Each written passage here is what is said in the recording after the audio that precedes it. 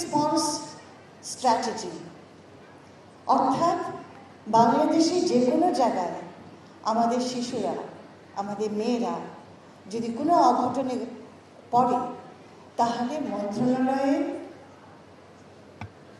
উদ্যোগে 24 ঘন্টার ভেতরে তোমাদের কাছে পৌঁছানো।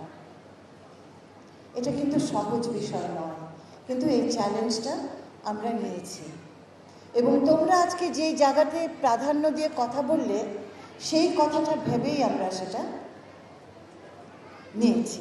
এখন তোমরা আমাদের কাছে কিভাবে আসবে সেটাও আমরা ভাবছি। তোমাদের যে সমস্যাটা, সেই সমস্যাটার জায়গায় মন্ত্রণালয় তার দ্বার খুলে দিতে চায় এবং সেই জায়গাটিতে আমি আমার পুরো টিমকে বলেছি যে আমাদের এখানে একটা বারকোড দেখানোর কথা, যারা দায়িত্বে আছে একটু দেখাও বাচ্চাদেরকে। আচ্ছা, এই বারকোডের মধ্য দিয়ে তোমরা ছবি তুলে নিতে পারো। এই বারকোডের মধ্য দিয়ে তোমরা আমার পর্যন্ত পৌঁছাতে পারো। তোমাদের সাথে আমাদের দূরত্ব কমিয়ে আনার প্রয়াস, ইচ্ছে এবং আগ্রহ কি মনে হয় কাজে দেবে? তোমরা যোগাযোগ করবে আমাদের সাথে।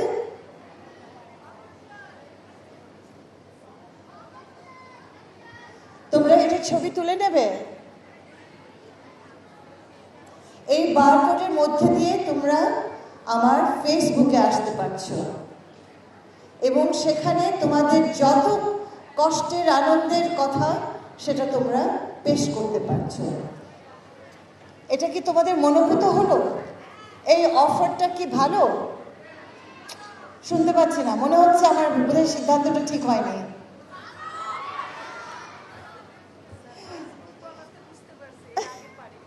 ও আচ্ছা আচ্ছা, এবার তোমাদেরকে সকলকে 2 মিনিট সময় দিই। তোমরা এটা ছবি তুলে নিচ্ছ তো?